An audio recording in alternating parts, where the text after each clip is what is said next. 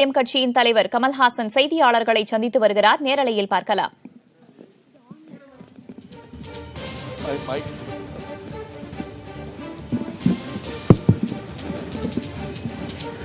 சீரமைப்போம் தமிழகத்தை அப்படிங்கிற டைட்டில் இந்த பிரஸ் மீட் நடக்குது. சீரமைக்க வேண்டிய முக்கியமான முதல் விஷயங்கள்னு என்னென்ன நினைக்கிறீங்க? இல்லாத ஒரு விஷயம் இருக்க வேண்டும் என்று ஆசைப்படுவதே சீரை நோக்கி செல்லும் ஒரு முனைப்பு தான். ஊழல் ஃபர்ஸ்ட் ஆனால் பாக்கி எல்லா வேலையும் டக்கு டக்குன்னு டாமினோ பிரின்சிபல் என்று சொல்வார்கள். அந்த ஒரு விஷயத்தை தட்டிவிட்டால் பாக்கி தீமைகள் எல்லாம் தன்னால் சாய்ந்து விடும், சரிந்து விடும். அதற்கு பிறகு சீரமைக்க வேண்டிய பட்டியல் நிறைய இருக்கிறது. ஒவ்வொரு தொகுதியிலும் எங்கள் ஆட்கள் போய் கேட்டுக்கொண்டிருக்கிறார்கள். வேலையின்மை என்பது மிகப்பெரிய சவாலாக இந்தியாவையும் முக்கியமாக தமிழகத்தையும் தாக்கிக் கொண்டிருக்கிறது. அவற்றுக்கெல்லாம் தீர்வு இருக்கிறது என்று நம்பும் கட்சிகள். அது என்ன தீர்வு என்று நீங்கள் கேட்டால் அதை செய்து காட்டிவிட்டு சொல்வதோ அல்லது அட்லீஸ்ட் பட்டியல் மக்கள் நீதி மையத்துடையது என்பதை பிரகடனப்படுத்தி விட்டோ அதை பப்ளிசைஸ் பண்ணலாம். இல்லைன்னா அது வெவ்வேறு கட்சிகளுக்கு நாங்கள் ஆலோசனை கொடுப்பது போல ஆகிவிடும். அதுவும் சார், ரஜினிகாந்த் வந்து அவர் சொன்ன கருத்து எனக்கு ஏற்கனவே தெரியும் அப்படின்னு சொல்லி இப்ப சொல்லியிருக்கீங்க. ஆனா ரஜினிகாந்தோட பயணிக்க அவரோட சேர்ந்து பயணிக்க தயார் அப்படின்னு சொல்லியிருந்தீங்க. குறிப்பா வந்து மக்கள் நீதி மய்யம் கட்சி செயற்குழு கூட்டத்தில் முதலமைச்சர் வேட்பாளராக உங்களை முன்னிறுத்தி தீர்மானம் நிறைவேற்றப்பட்டிருக்கு. மூன்றாவது கட்சிக்கான தலைமை அப்படின்னு சொல்றீங்க. ஆனா ஒத்த கருத்துடைய கட்சிகளோட கூட்டணி வைக்கப்படும் சொல்லியிருக்கீங்க. ஆனா தற்போது இருக்கக்கூடிய சூழ்நிலை திராவிட கட்சிகளோட கூட்டணி இல்ல அப்படின்னு நான் சொல்லல. திராவிடம்ன்ற வார்த்தை எப்போ தேசிய கீதம் இருக்க வரைக்கும் திராவிடம்ன்ற வார்த்தை இருக்கும். ஆனா வந்து கழகங்களுடன் கூட்டணி இல்லை அப்படின்னு சொல்லியிருக்கீங்க. மாற்று கருத்துக்களை வந்து கமலஹாசன் தெரிவிச்சிட்டு வருவதாக அரசியல்கள் நோக்கர்கள் வந்து தொடர்ச்சியா பாக்குறாங்க. இந்த சட்டமன்ற தேர்தலை பொறுத்த வரைக்கும் மக்கள் நீதி மய்யம் கட்சி கூட்டணி அமைக்குமா அமைக்காதா? அதற்கு பதில் சொல்லும் நேரம் இதுவல்ல என்று நான் நினைக்கிறேன். ஏனென்றால் நாங்கள் எங்கள் கட்டமைப்பை பார்த்து கொண்டிருக்கிறோம். எங்கள் எண்ணிக்கையிலும் எங்கள் யாத்திரையின் முன்னேற்றத்தையும் நாங்கள் பார்த்து கொண்டிருக்கிறோம். நீங்களும் பார்த்தீர்கள். இதில் இன்னொரு விஷயம் வந்து எங்களுக்கு புலப்படும் உண்மை, எங்களுக்கு கிடைத்திருக்கும் விழுக்காடுகள், கணக்குகள் இதையெல்லாம் பார்க்கும் பொழுது நாங்கள் தான் தமிழகத்தில் மூன்றாவது பெரிய கட்சி. இந்த செய்தியை உங்களுடன் பகிர்ந்து கொள்வதில் பெருமிதம் கொள்கிறோம். மக்கள் நீதி மையத்தை சார்ந்தவர்கள்.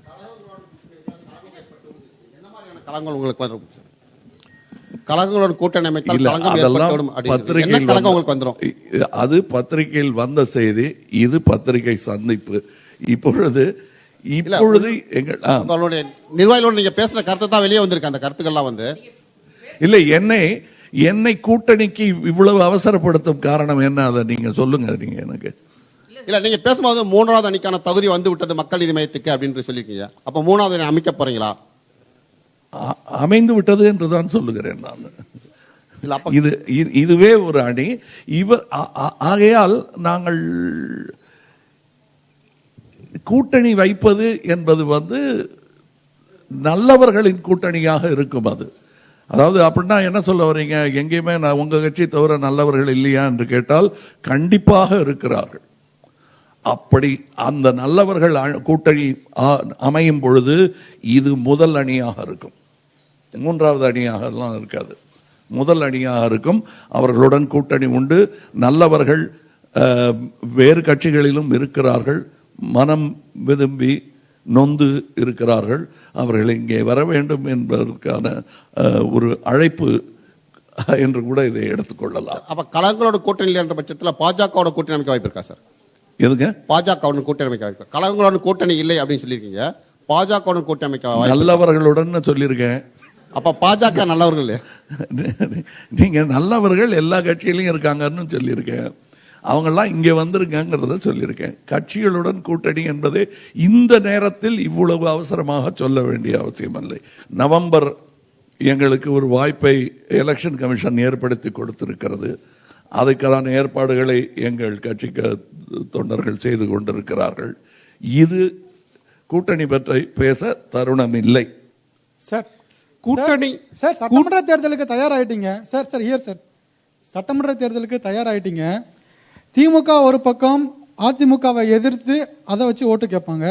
அதிமுக நாங்க என்ன பண்ணோம் அப்படின்றத வச்சு ஓட்டு கேட்பாங்க. மக்கள் நீதி மையம் எதனை மையமாக கொண்டு வாக்கு கேட்க போறீங்க? சட்டமன்ற தேர்தலுக்கு மையத்தின் ஸ்ட்ராட்டஜி என்ன சார்? ஓகே, இது என்னுடைய ஒரிஜினல் பதில் அல்ல. இதுக்கு முன்னாடியே சொல்லப்பட்ட ஒரு பதில். பட் நல்லவர் ஒருவர் சொல்லி இருக்கிறார். அதுக்கு நல்லதுக்கு காப்பிரைட் கிடையாது, அதனால சொல்றேன். இது காந்தியார் சொன்னது. உங்களுடைய ஸ்ட்ராட்டஜி என்னன்னு கேட்கிறாங்க. பொலிட்டிக்கல் ஸ்ட்ராட்டஜி நேர்மைதான் என்கிறார். அதை நான் தைரியமா சொல்லலாம். மக்கள் நீதி மையத்தின் ஸ்ட்ராட்டஜியே நேர்மைதான்.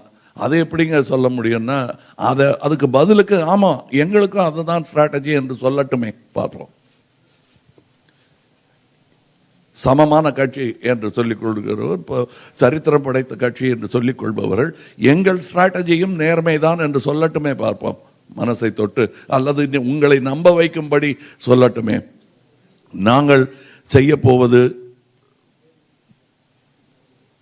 பழி போடும் அரசியலும் அல்ல, பழி வாங்கும் அரசியலும் அல்ல, வழிகாட்டும் அரசியலாக இருக்க வேண்டும் என்று நம்பி நகர்ந்து கொண்டிருக்கிறோம். தமிழகத்தின் மூன்றாவது மிகப்பெரிய கட்சியாக மக்கள் நீதி மையம் இருக்கு அப்படின்னு சொன்னீங்க. தமிழகத்தின் மூன்றாவது பெரிய கட்சியாக மக்கள் நீதி மையம் இருக்குன்னு சொல்லியிருக்கீங்க. எதன் அடிப்படையில்? கூடுதலாக இன்னொரு கேள்வி. திரு முருகானந்தம் சொன்னார் 160 தொகுதிகளை வெல்வதற்கான வாய்ப்பு மக்கள் நீதி மையத்திற்கு இருக்கு அப்படின்னு. இது எந்த புள்ளி விவரங்கள் அடிப்படையில், எந்த கள ஆய்வின் அடிப்படையில்? முதல் கேள்வி உங்களுக்கு.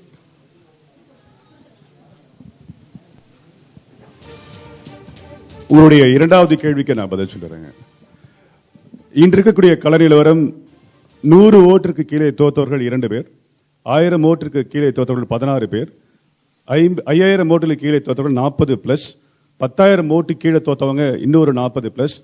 இதையெல்லாம் பார்க்கும் பொழுது எங்களுடைய கள நிலவரம் 10 to 15% பாராளுமன்ற தொகுதியில் எங்கெங்கெல்லாம் வாங்கியிருக்குமோ அதெல்லாம் புள்ளி விவரமாக எடுத்து கிட்டத்தட்ட 100 to 150 இடங்களிலே மக்கள் நீதி மையம் மிகப்பெரிய தாக்கத்தை மட்டுமல்ல வெற்றியை ஏற்படுத்த முடியும். எங்களுடைய இன்டர்னல் டேட்டா ரெடி பண்ணிட்டு இருக்கிறோம். அதை தான் உங்களுக்கு சொல்லியிருக்கோம் நாங்கள்.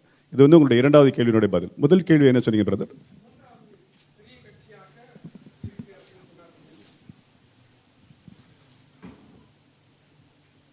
அதாவது எங்க கள ஆய்வுகளின் சாதனை நிலையை வைத்து சொன்னதுதான், தன்னம்பிக்கையில் வந்த வார்த்தை தான். எங்களுக்கு நம்பிக்கை வர வேண்டும் என்பதற்காக சொன்ன வார்த்தை அல்ல அது. கள ஆய்வுகள் எங்களுக்கு தெரிவிக்கும் எண்கள் தவிர கடந்த சில குறுகிய காலகட்டத்தில் 1,00,000 பேர் கட்சியில் புதிதாக சேர்ந்திருக்கிறார்கள். அது எங்களுக்கு மக்கள் கொடுக்கும் சமிக்கை என்றே எனக்கு தோன்றுகிறது.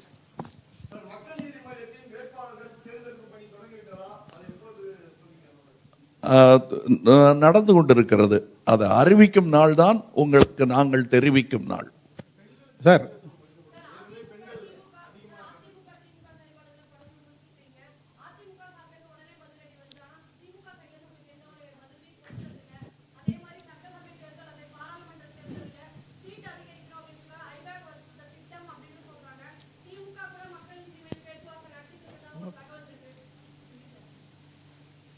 உங்களுக்கு தகவல் சொன்னது யாருன்னு சொல்லுங்க. ஏன்னா எனக்கு அவங்க தகவல் சொல்லலை. உங்க தகவல் எங்க இருந்து வருது தெரியல. எனக்கு தகவல் வரலைங்க. நான் தான் மக்கள் நீதி மையத்தின் தலைவர். அதனால எனக்கு தெரியல உங்களுக்கு எங்க இருந்து தகவல் வந்தது. சார் ரஜினிகாந்த் சார்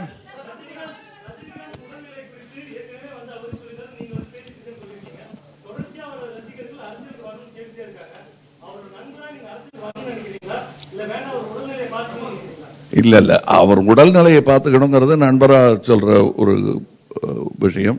நல்லவர்கள் வர வேண்டும் என்பது எனக்கு எப்பவுமே இருக்கும் ஆசை. ஆனால் ரெண்டுக்கும் நடுவுல எது முக்கியங்கிறத பார்க்கும்போது உடல்நலம் முக்கியம். ஆனால் முடிவு எடுக்க வேண்டியது நான் அல்ல, அவர் தான் செய்யணும். அதை நான் ரெண்டு விதமாகவும் வற்புறுத்த முடியாது. அதனால அவர் நல்ல ஆரோக்கியமாக இருக்க வேண்டும். என் அன்பு என்னங்கிறது அவருக்கு புரியும். அதை இங்க விளக்க வேண்டிய அவசியமே கிடையாது. சார், சட்டசபை தேர்தலில் கமலஹாசன் போட்டியிடுவாரா சார்? இங்க சட்டசபை தேர்தலில் கமலஹாசன் போட்டியிடுவாரா? அவரோட குரல் சட்டசபையில எம்எல்ஏவா ஒதுக்குமா? உங்களோட மொழி கண்டிப்பா ஒலிக்கும். எந்த தொகுதியை தான் முடிவு பண்ணிருக்கீங்க? நான் என்னுடைய ஆட்களுக்கு என்னுடைய இதில் சொல்லும் பொழுது சில நடைமுறைகள் எப்படி இருக்க வேண்டும் என்பதை சொல்லியிருக்கிறேன். அதற்கு நான் சொன்ன உதாரணம், கண்டிப்பாய் மக்கள் நீதி மையத்தின் குரல் சட்டசபையில் ஒலிக்கும். அதற்கான தகுதியுடையவர்களாக இன்று முதல் நீங்கள் நடக்க துவங்க வேண்டும் என்று சொல்லி இருக்கிறேன். அரசியல்ல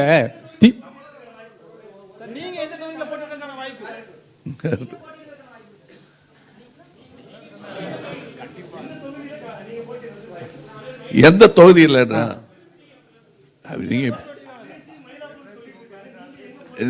நீங்க ஒரு யோசனை சொல்லுங்க, அதை கேட்டுக்கிறேன்.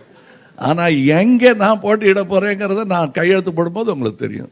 சட்டசபை தேர்தலில் சார், திமுக அதிமுகன்னு ஒரு பெரிய கட்சி இருக்கு. திமுகவோட வயசு 70, அதிமுகவோட வயசு 50 வயசு. உங்களோட கட்சியோட குழந்தை கிட்டத்தட்ட 2 வயசு. எப்படி அந்த போட்டி பணம் பலம் படைப்படத்தான் இது பண்ணுவீங்க? நீங்க முதல்வர் வேட்பாளராக சொல்லியிருக்காங்களா? உங்களால முதல்வர் ஆக முடியும் நினைக்கிறீங்களா? இல்லைன்னா எப்போ முதல்வர் ஆகும் நீங்க நினைக்கிறீங்க? இல்ல எனக்கு மாற்றம் வேணுங்கிறது முக்கியம். என் கட்சி முடிவு பண்ணி அவங்க யார் முதல்வர்னு சொல்றாங்களோ அவங்கள முதல்வர் வேட்பாளராக அறிவிப்பார்கள். அறிவித்தும் விட்டார்கள் என்னை பொறுத்தவரை. அதனால அந்த பொறுப்பை ஏற்றுக்கொண்டு செயல்படுவேன் நான். சார், தமிழகத்துல கடந்த 10 நாட்களா 2 இஷ்யூ பெரிய இஷ்யூ போயிட்டு இருக்கு. ஒன்னு மனுஸ்மிருதி சம்பந்தமானது, இன்னொன்னு வேல் யாத்திரை. இது 2 பத்தின உங்களுடைய கருத்து என்ன? மனுஸ்மிருதி புழக்கத்தில் இல்லாத புத்தகம். அதை பற்றிய விமர்சனம் தேவையற்றது. அது புழக்கத்திலேயே இல்லை.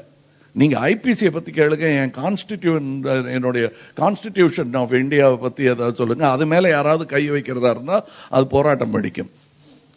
இதை பத்தி பேச வேண்டிய அவசியமே கிடையாது. அது புழக்கத்தில் இல்லாத ஒரு புத்தகம்.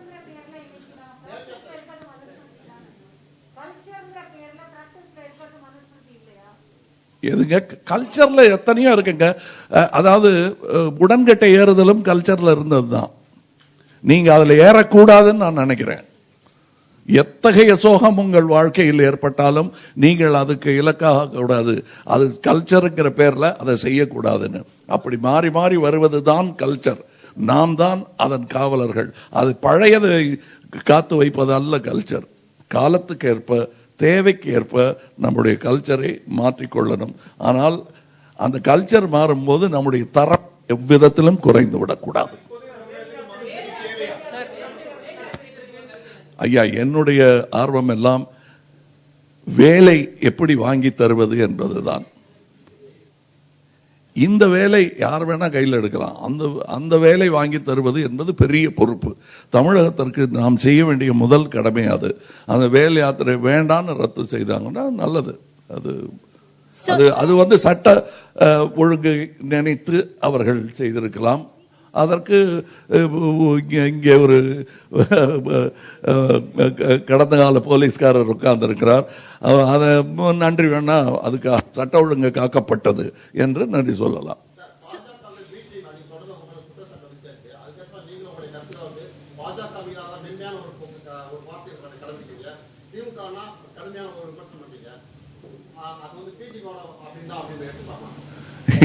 உங்களுக்கு ஏத்துக்கிடுங்கிறது எதை வேணா ஏத்துக்குங்க. நான் எதை ஏத்துப்பேங்கிறது தான் முக்கியம். குற்றச்சாட்டுகள் வைப்பாங்க. நான் எதுலையுமே பி டீமா இருந்தது இல்லைங்க. எந்த வேலையிலையும் நான் பி டீமா இருந்ததில்லை. நான் எப்பவுமே ஏ டீம்ல தான் இருந்திருக்கேன். எனக்கு கிடைத்த வாத்தியார்கள் அப்படி சினிமா துறையிலும் சரி, எனக்கு கிடைத்த நண்பர்கள் இவர்களும் சரி, இது ஏ டீம். அப்புறம் பார்க்கலாம். அது உங்க பலத்தை பத்தி, தமிழகத்தை பத்தி தானே பேசிக் கொண்டிருக்கிறோம். நீங்க ஏன் தலைநகரில் இருக்கும் ஒரு கட்சியை பத்தி பேசிக் கொண்டிருக்கிறீர்கள்? Sir, there have been a lot of discussions between AIDMK or DMK, be it the promises that they are putting forth for the upcoming elections, be it three-language policy or talking about the Arumugaswamy Commission, and several other parties as well are talking. What do you think is the most needed importance for Tamil Nadu at this moment? Be it not only about three-language policy that is necessary or about Jayalalitha's death that they are probing into. What do you think is the number one priority for Tamil Nadu as not only a citizen but also as a leader who is going to stand in the upcoming elections? See, there are quite தமிழ்லயே சொல்லலாமா இல்ல இங்கிலீஷ்ல சொல்லணும்? Sir. தமிழ்லயே சொல்றேன், ஏன்னா எல்லாருக்கும் பயன்படும் அது. அதாவது ஆதார தேவைகள் மக்களுக்கு கிடைக்க வேண்டியதே கிடைக்காமல் இருக்கும் பொழுது அதுதான் முதல் ப்ரையாரிட்டி. பல ஊர்களில் 8 நாளைக்கு ஒரு முறை குடி தண்ணீர் வழங்கப்படுகிறது என்னும் நிலை எவ்வளவு கேவலமான நிலை. இதையெல்லாம் கவனிக்கப்பட வேண்டும். வேலையின்மை, அதுவும் இந்த அதாவது நாம் அத பழி போடும் அரசியல் அல்லன்னு சொல்லியிருக்கோம். இருந்தாலும் சில கணக்குகள் சொல்ல வேண்டும். பொங்கலுக்கு நீங்க ஒரு பக்ஷீஷ் கொடுக்குறீங்க மக்களுக்கு, வேறு திருவிழாக்கள் போது கொடுக்குறீங்க, எலெக்ஷன் போது ஓட்டுக்கு காசு கொடுக்குறீங்க. ஆனா இந்த கடந்த 6-7 மாதங்களாக கோவிட் நடந்த போது ஏன் அந்த பணங்கள் எல்லாம் பட்டுவாடா செய்யப்படவில்லை? அதுக்கு செஞ்சோம் இதுக்கு செஞ்சோங்கிறீங்க. மழை நீருக்காக இவ்வளவு ஒதுக்கப்பட்டோங்கிறாங்க. ஆனா 2 நாள் மழையில ஒரு தெப்பக்குளமாகி விடுகிறது சென்னை. இதெல்லாம் கேட்கப்பட வேண்டிய, இதெல்லாமே பேசிக் அம்யூனிட்டிஸே செய்ய வேண்டி இருக்கிறது. முக்கியமாக வேலையின்மை நம் தமிழகத்தை விட்டு அகன்று வேறு மாநிலங்களுக்கு சென்று கொண்டிருக்கும்